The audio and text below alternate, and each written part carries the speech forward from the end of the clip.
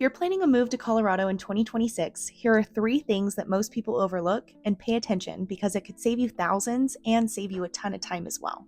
Hi everyone, my name is Taylor Ratliff and this is Moving to Colorado, and I am here to be your resource all things relocation, moving to Colorado, neighborhoods, cities, lifestyle. If you have any questions or if you want to move to Colorado in 2026, I want to help you out. So here is all of my information, and then also make sure that you like, subscribe, and hit that bell so that you can stay up to date every single time that we make another video. All right, let's hop into it. All right, so these points are key and you need to make sure that you understand them. And if you have any questions, reach out because I'm happy to educate and to provide clarity. But market timing does not mean waiting for a market crash. And what I mean by this is Colorado is a very seasonal market. So if you are somebody that is planning on buying a home or even renting, you're going to have way better prices and affordability and the ability to negotiate a deal in the slower seasons, which is the winter and basically after Labor Day, because things get very cold here, it gets a little bit ugly, and things kind of die off. People go into their hibernation. It's super cold in Colorado and the real estate market just slows down. We typically see, for the last 5 years, I have seen Super Bowl weekend be the weekend that properties start going under contract, and all of my buyers reach out and ask if they can go look at properties out of the blue. February, the first to second week of February is when things start to pop off and we're back into the full swing of the market again. So if you are somebody that is thinking about moving here and you have time on your side, it's important to time the market and to potentially make your move towards the end of the year or the very beginning of the year, because those are the times where the people that are listing their properties are the ones that truly need to sell. There's no reason for you to list during Thanksgiving or Christmas or New Year's or when it's super cold unless you truly have an important and a big motivating factor. And when somebody has a big motivating factor, that means that you can negotiate and get better terms as a buyer. In the seasonal market, when we have this dip in homes going under contract and activity in the market, you also see sellers that are willing to pay things like closing costs or a certain amount of HOA dues, or they're able to provide concessions towards rate buy downs. And right now in Colorado, we are in a buyer's market. And so what that means is that you have full negotiation, you have all the power. And it's December 2025. So if you're interested in buying a home, then the best time for you to buy when it comes to getting the best deal is right now into February, or it's around September to the end of December as well when it comes to timing the market. If you have time on your side and you're able to really plan your move methodically and you don't have to immediately get here, or you're not waiting on something to happen in order to start that move, then it might be in your best interest for you to time the market and for you to move September, October, November, December, January, anywhere in those 5 months so that you can get the best deal and the best terms possible. And if you have questions on what it looks like in the Colorado market right now, what I mean by a buyer's market and what I mean when I say great terms, then definitely reach out. Negotiation is what I love to do, and we truly are in a market that is very favorable if you're buying a home.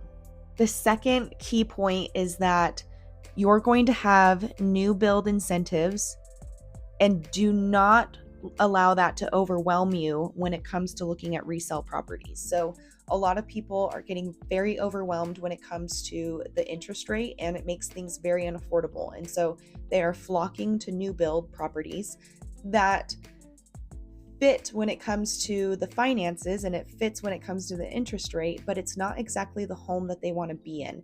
And it's very important that you take this point into consideration, because if you move into a home that you don't love, that you're not truly sure that you want to purchase, but you're just doing it for the financial reasons, you're going to end up moving. And if finances are very important to you, you make money when you buy and hold real estate, not when you buy and immediately get rid of real estate. So make sure that you understand that if you're getting into a home that you don't necessarily love, that you might be looking at moving in 2 years.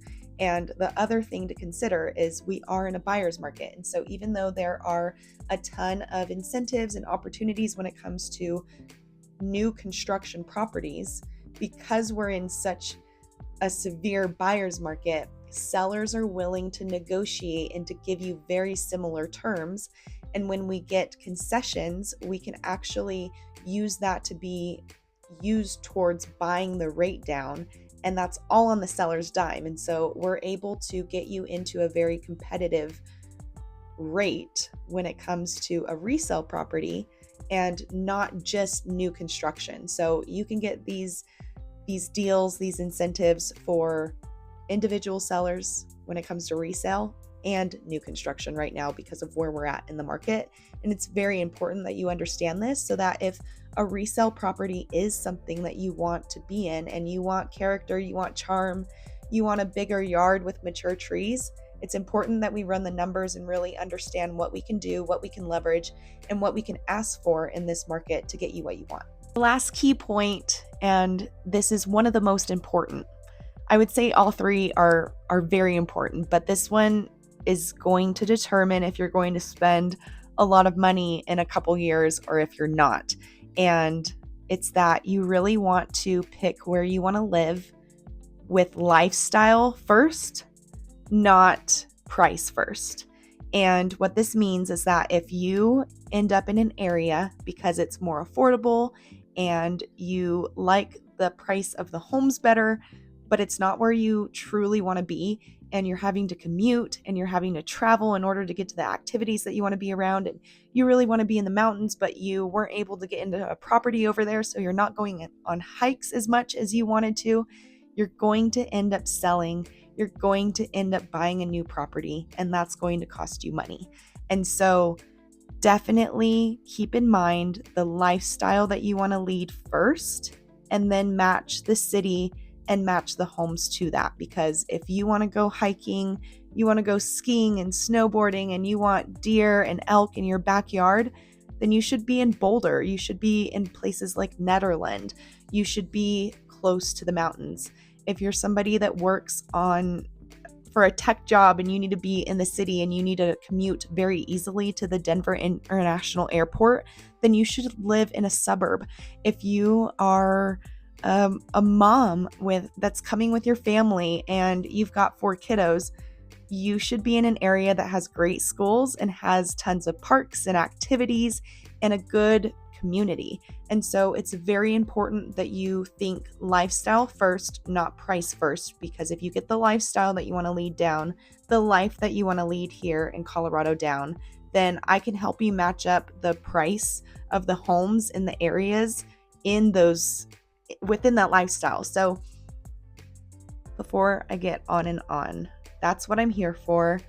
I'm truly here to pick up the phone, have a conversation with you, and help guide you in the right direction and in the right cities, the right neighborhoods, and the right communities that are going to fit the type of lifestyle that you want to lead. Because if you move here and you're not able to live the life that you want to, you're going to end up going back home, and that's going to cost you a ton of money. So truly here to help you get moved to Colorado and help you do it right and help you consider all the different factors and to really help make it the best experience possible. So reach out if you have questions. I'm here to answer them. If you're looking to move to Colorado in 2026, I want to help be a resource for you and come along that journey with you.